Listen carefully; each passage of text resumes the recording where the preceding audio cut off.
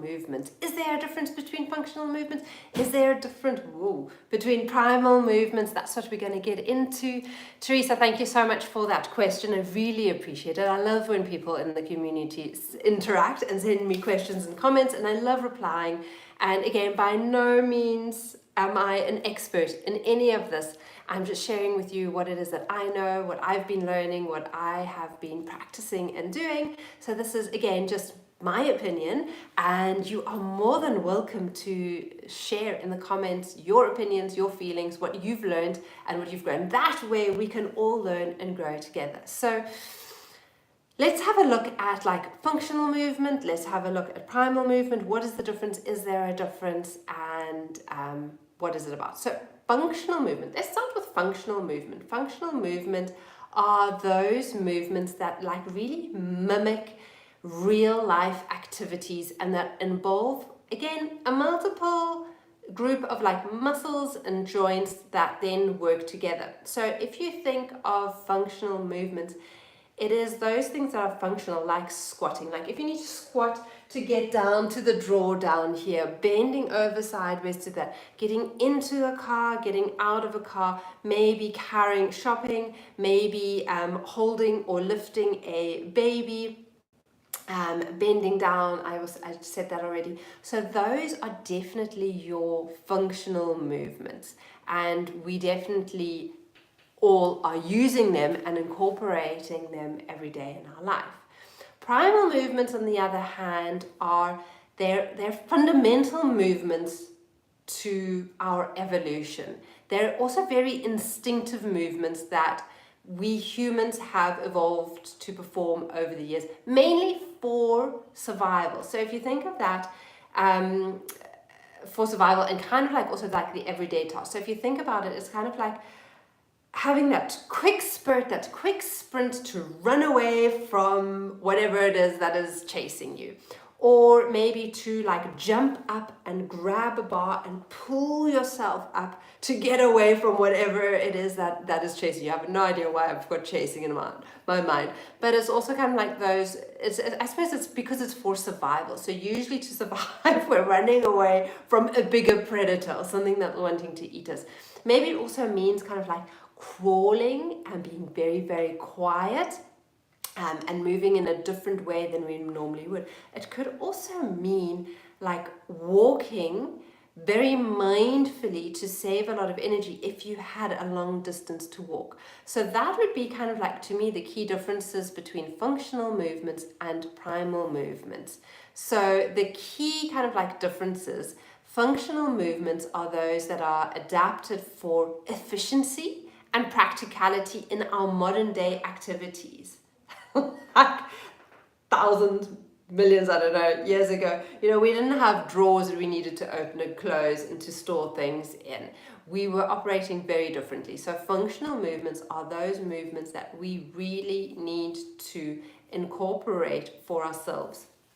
And primal movements, on the other hand, are rooted in evolutionary necessity for survival instincts. That I would say is kind of like the two key differences between the two. And so now, should we use both of them? Do we need to use both of them? What are them? I think you probably already know the answer here, but let's just go through this. So functional movements, again, are going to benefit you in your everyday life, especially for those of you who love sports and want to perform better at sports. Functional movement can really help that, as well as rehabilitation, because often it will be like, maybe it'll be like one leg raise, or maybe like squatting with one leg, if that makes sense, if you're having like to strengthen the glutes on the other side. So those are like very functional movements that can be done for rehabilitation and to improve your sports. And they often help to improve strength and your flexibility as well as your coordination.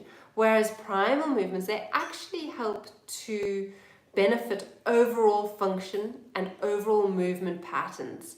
And they will actually engage multiple muscle groups. So if you think of hanging from a bar or pulling yourself up on a bar, and I can't do even one pull-up. It has been my goal for so long to just be able to do one pull-up.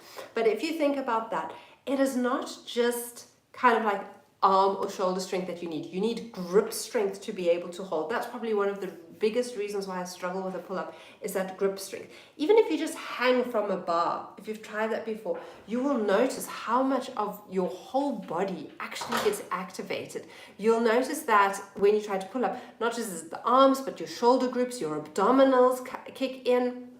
There are a lot more of your body groups that come into play when we look at primal movement. So those are kind of like the applications and the benefits of that.